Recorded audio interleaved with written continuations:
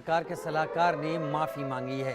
गृह मामलों के सलाहकार ने ये माफ़ी मांगी। हिंदुओं के खिलाफ हिंसा को लेकर इन्होंने माफ़ी मांगी है। हिंसा रोकने में नाकामी को लेकर ये माफ़ी मांगी। देश में अल्पसंख्यकों की सुरक्षा हमारी है, ऐसा बांग्लादेश में सरकार के सलाहकार ने माफ़ी मांगते हुए कहा है। सवाल ये कि दुनिया भर में प्रगतिशील होने का ढोल पीटने वाले मोहम्मद यूनुस, जो कि नोबेल प्राइज़ विनर भी हैं, उन्होंने कई तरह के बयान दिए, कई तरह की बातें कहीं। हिंदुओं की हत्या हुई, घर लूटे गए, मंदिर तोड़े गए, आगजनी की गई, बलात्कार और घिनौनी घायल करने जैसी भी घटनाएं हुई हैं। अब तक वो खामोश क्यों रहे? इसका जवाब बांग्लादेश के अंतरिम प्रधानमंत्री के पास नहीं है।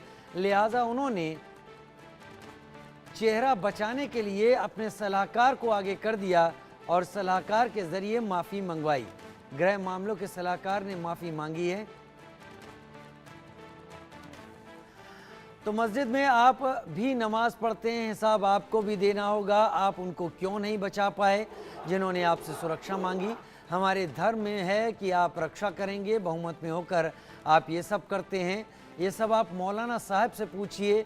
मैं आशा करता हूँ अल्पसंख्यक भाइयों, मैं आपसे माफ़ी मांगता हूँ। ये बयान सलाहकार का है।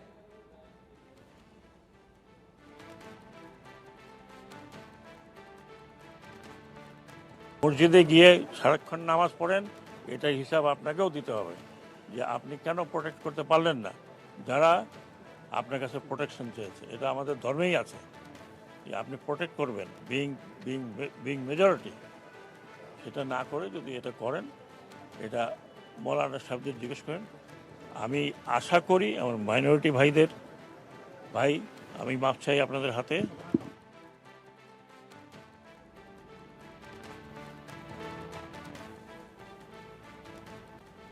तो बांग्लादेश सरकार के सलाहकार ने क्या कहा, हम उसको हिंदी में तर्जुमा आपके सामने रखते हैं।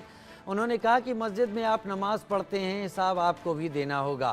आप उनको क्यों नहीं बचा पाए जिन्होंने आपसे सुरक्षा मांगी? हमारे धर्म में है कि आप रक्षा करेंगे, बहुमत में होकर आप ये सब करते हैं। ये सब आप मौलाना साहब से स्वरूप पूछिए। मैं आशा करता हूँ अल्पसंख्यक भाइयों, मैं आपसे माफ़ी मांगता हूँ क्योंकि हम लोग अराजकता से जूझ रहे हैं। आप लोगों को कुछ जगह हमने सुना कि सोसाइटी ने आपकी रक्षा की, लेकिन हम माफ़ी मांगते हैं। पुलिस, आरएएफ और दूसरे बल जिन्हें काम पर लगाया जा सकता था, उनकी हालत अभी ठीक नहीं, लेकिन वो जल्द ही लौटेंगे। ये बांग्लादेश सरकार के सलाहकार हैं। एक तरीके से अंतरिम प्रधानमंत्री मोहम्मद यूनुस ने एक ऐसा चेहरा तलाश लिया है जिसने दुनिया भर में हो रहे विरोध प्रदर्शन के बीच में उनका चेहरा बचाने के लिए आवाज़ उनके सामने रख दी है। रैनिक मेरे साथ जुड़ रहे हैं। रैनिक, मोहम्मद यूनुस जो कि नोबेल प्राइज़ विनर हैं, बात करते हैं बहुत बड़ी बड़ी और वेस्ट में उनका एक अलग प्रभाव है, लेकिन जब उन्होंने अंतरिम प्रधानमंत्री बने, पहला हमला भारत पे बोला और उसके बाद कट्टरपंथी इस्लामी लोगों ने हमला वहाँ के हिंदू समाज पर बोला और उसके बाद लोगों की हत्या हुई, घर तोड़े गए, आग लगाई गई, घायल हुए लोग, मंदिर तोड़े गए और अब उन्होंने अपने सलाहकार को आगे कर दिया कि माफ़ी मांग ले। एकदम ही बांग्लादेश का अगर तस्वीर दिखा जाए तो उसमें दिखा जाएगा कि शेख हसीना रेजिग्नेशन देने के बाद से ही एक तरफ जब बांग्लादेश का जो परिस्थिति वो परिस्थिति बिगड़ गया, दूसरी तरफ जो माइनॉरिटी कम्युनिटी है उनके ऊपर हमला होने लगा। एक तरफ हिंदू, सिख, बौद्धिस्ट और क्रिश्चियन जो माइनॉरिटी कम्युनिटी बांग्लादेश में रहता है उनके ऊपर इतना ज़्यादा हमला हुआ कि वो लोग बांग्लादेश इंडिया बॉर्डर में आ पहुँचकर इंडिया में घुसने का कोशिश किए। उनकी तरफ से ये भी अपील किया गया था कि हम लोगों को इंडिया में जाने का मौका दीजिए क्योंकि हम लोग इधर सेफ नहीं है। हम लोग ऐसे भी देखे, बहुत सारे लोग बांग्लादेश में घूमने गए थे, जो हिंदू परिवार बांग्लादेश से इंडिया लौटे थे, उनके आंखों में आंसू था कि वो लोग बच के लौट आए बांग्लादेश में। ये जो इस तरीके का जो सिचुएशन चल रहा था था। इसी बीच में बांग्लादेश के अंतरिम जो सरकार गठन हुआ उसके दायित्व में आया मोहम्मद यूनिस। मोहम्मद यूनिस के ऊपर एक उम्मीद था कि वो शांति लेकर आ पाएगा, मगर मोहम्मद यूनिस आने के बाद ही आप जैसे कि बोल रहे थे कि इंडिया के ऊपर भी हमला बोल दिया गया। उसके बाद देखा गया कि माइनॉरिटी जो कम्युनिटी है उनके घर के ऊपर, उनके दुकान के ऊपर, उनका जो प्रॉपर्टीज है उनके ऊपर हमला किया गया। माइनॉरिटीज का लड़की के साथ दुर्व्यवहार किया गया। जो लोग हैं लोगों को घर से निकल के मारा गया।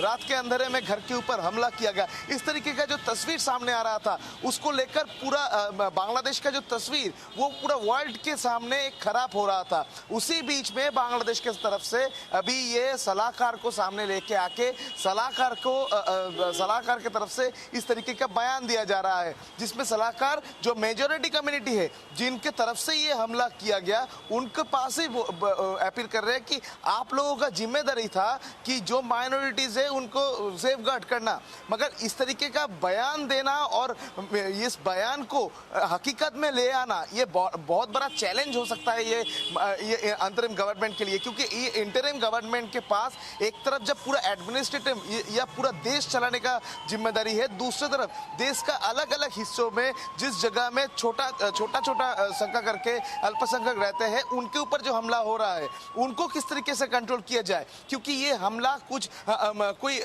पॉलिटिकल ग्रास या दूसरा कोई ग्रास से नहीं आता है। ये हमला आता है खुद का जो सेंस है वो सेंस से ये हमला किया जाता है। जो हमला किया जा रहा है वो जो मेंटेलिटी है उस मेंटेलिटी को कैसे चेंज किया जाए, यही अभी चैलेंज हो सकता है मोहम्मद यूनिस के लिए बोल सकते हैं, क्योंकि बांग्लादेश का परिस्थिति सही करना और बांग्लादेश का रहने का बड़ी बात कह रहे हैं। आपने कहा कि मेंटेलिटी से ये चीज़ें चेंज होती हैं, लेकिन अभी बांग्लादेश में शायद वो मेंटेलिटी अभी बची नहीं है, क्योंकि बांग्लादेश में आरक्षण का आंदोलन कब सांप्रदायिक बनाकर हिंदुओं के ऊपर हमले में तब्दील हो गया, इसका कोई जस्टिफिकेशन अब तक बांग्लादेश की अंतरिम सरकार की तरफ से नहीं आया है। और हमले ऐसा नहीं है कि रुक गए हैं, वो जारी हैं। लेकिन रैनिक ये बताइए कि आपने कहा कि बॉर्डर पर सारे बांग्लादेशी हिंदू आ गए कि उनको अब अपनी जान बचानी है और उनको भारत में जगह दी जाए, क्या अभी भी वो लोग बॉर्डर पर ही हैं? नहीं, देखिए उनको तो फिलहाल बीएसएफ की तरफ से हटा दिया गया।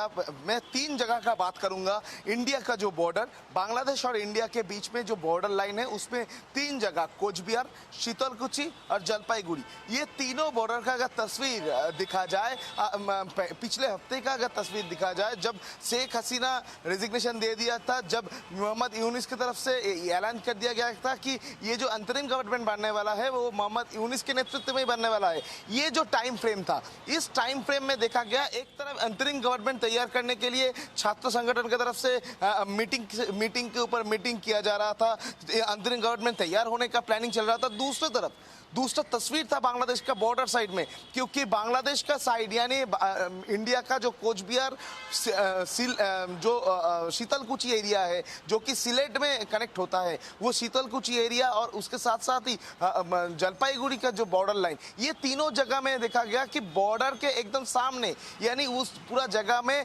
फेंसिंग नहीं था। फेंसिंग क्रॉस करके बीजेपी को क्रॉस करके हजारों में लोग बॉर्डर के इस पार आने के लिए कोशिश करने लगे थे। ये तस्वीर भी हम लोगों के सामने आया। दूसरा तस्वीर सामने आया। ठीक है रैनिक, बहुत शुक्रिया है जो जानकारी आपने दी। क्या हालात